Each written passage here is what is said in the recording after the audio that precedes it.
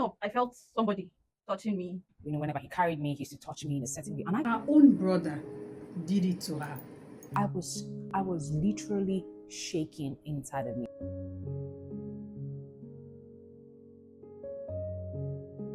Hi, I'm Ila again, and you're welcome to SKIR Recap. Now, if you're new here or you do not know what the term SKIR means, it's simply Sisters Keeping It Real. Now, Sisters Keeping It Real is a show we have on radio where we talk about women, womanhood, and healing as women. On the other hand, SKIR Recap brings the heart of our radio conversations online to you. We continue conversations that matter, conversations that don't need to end when the radio microphone goes off. Now, today's episode is a continuation of one of the most intense and honest conversations we have had on SKIR.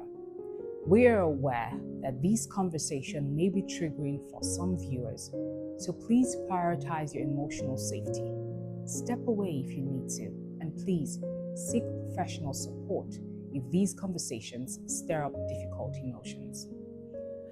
Today, we're looking at abuse, especially sexual abuse. Now, we all had stories to share, personal stories, other people's stories, and even stories we've never talked about out loud. Here are some stories from the sisters in the studio. As if the guy just keeps monitoring her and monitoring her. She wants to go to the toilet. The fear to even go to the toilet, because as she's entering, someone else is entering with her, but she could not tell anybody. It was If they tell you their story, family will scatter. I'm telling Yes. you. Her own brother did it to her. That's bad. You are sleeping. The boy is somewhere doing it. You Sneaking open and your touching. eyes. Somebody's hand is this man. There was fear, there was anger, there was so many emotions that I could not even address at that point in time. Are going through stuff that they cannot even come to terms with, that they can't even come out to talk about it. And that's most times as a result of the stigma. Growing up, there used to be a compound we go to play. Then I had I don't even know the relationship because Everybody was uncle and auntie. let me just say an uncle that was close to me too. One afternoon, I remember I was playing until I slept off or so. Then waking up, I felt somebody touching me. When I looked up, it was that uncle that I knew. I was like, what's going on? It was by the grace of God that I could maneuver and run out from the room. Tell anyone about this. No, not really. I just avoided the man like all through that period till I grew up. Abuse, when you see a brother that is always trying to be overprotective, overprotective of his yeah. sister, just know that something check, is something going on. might be going on, because he just might be marking his territory. And Now, abuse was not discussed as a headline. It was discussed as a lived reality, one that often hides in familiar places like the home, relationships, and communities. And just like we shared in the studios, we had a sister who talked about her own personal experience of an uncle who tried to sexually molest her, but she was able to wriggle herself out of that situation. And there was also another sister who talked about her younger sister who confided in her and told her that, the reason why this uncle is always asking me to go get something from his car is because whenever I go there, he follows me and then he tries to touch me. And for this particular story, I was very happy about the ending, because when her younger sister told her about it, she was able to tell her dad about it, and the father got the young man arrested and all of that. So I was very happy about the ending. And then there was another sister who shared the story of a friend of hers that was sexually abused by her own brother. And a young lady in question was traumatized for years because she was afraid to move freely in her own home. Like, she couldn't go to the bathroom because whenever she goes in, someone is, next thing you know, person is there. Sleeping was a problem. I just wonder how she was going through that situation as a child, or as a young child growing up in that home, and she couldn't open up to anyone. It was, she was able to heal from it or talk about it as she became an adult, and now it serves as some sort of guide for her in dealing with people.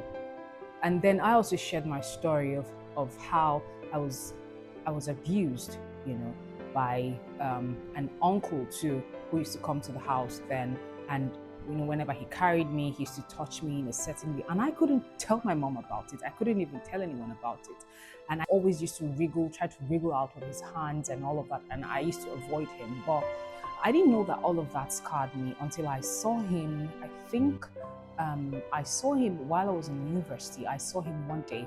I just crossed the road and got to a bus stop, and then someone called me, and I turned, and it was him. And I do not know, like, the emotions I felt.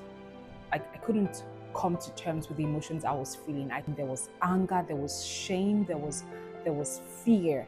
I was shivering, like I was shaking, literally. But I didn't know I was even shaking, and I froze. And there he was. Oh, how are you doing? How's your mom? How are your siblings? But I was literally shaking inside of me. And now this is what happens most times. The abusers don't even know that they have that kind of, like, the survivors rather don't even know that these abusers have these sort of effects on them, especially when you have not healed, And I just it was after that situation, after I ran into him, that I was able to even open up and talk about it, and then I started the healing process. So it just goes to show that most times we should talk about these things, because silence is what makes abuse thrive. Now, as the conversations unfolded, something really unexpected happened when we opened the phone lines. Every caller that day was a man. And then it dawned on us that this thing called abuse, yes, most times people just feel it's only women who are abused. No, a lot of men go through it. Like, it dawned on us that day that abuse has no gender. Pain has no gender. Everyone experiences it. Like, everyone who has gone through that process experiences it. Men were calling to share their own experiences, childhood trauma. Men were admitting their pain and things they've never told anyone before. And that moment challenged a lot of assumptions. It reminded us that while women are disproportionately affected by sexual abuse, survivorship is not gendered. And a few truths that stayed with us after the show were: abuse is not always violent. Sometimes it's subtle and repeated. Men are also survivors, even when society tells them not to speak about it because they are men. Survivors don't owe anyone a perfect story. Survivors don't all respond the same way. Some speak immediately, some it takes years, and some may never speak about it. But that doesn't make their pain any less. Now, what we saw in the studio that day was courage, not just in speaking, but in listening. Because when these men called, I was looking for the female callers, and no female called. Two stories from two callers that struck me that day was, one of them said, sometimes when you see a sibling who is being overprotective, I think he called it silent abuse, silent sexual abuse. It could also be that sibling is just trying to protect that sister, so she's not able to tell someone what she's going through. It's not because, they love the sister so much. He brought that up. And then another caller, one of the caller also, that talked about his experience, and you could hear it in his voice that as he was even talking about it, his voice was shaking.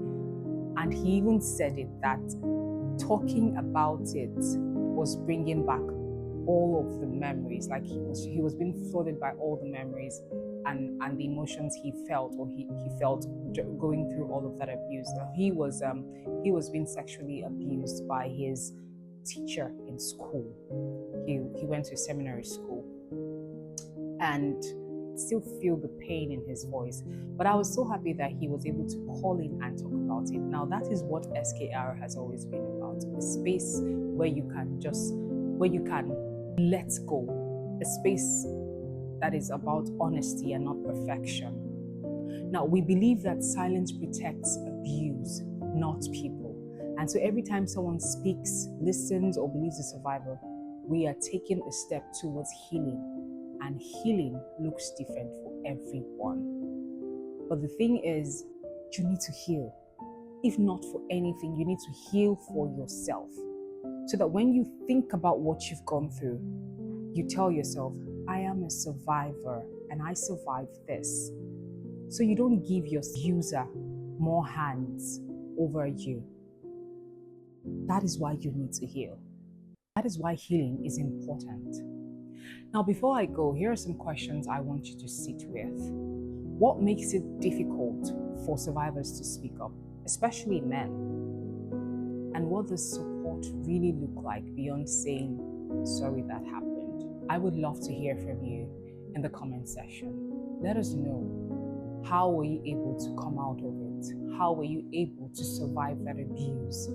How were you able to speak up or talk about it? And how has your healing journey been?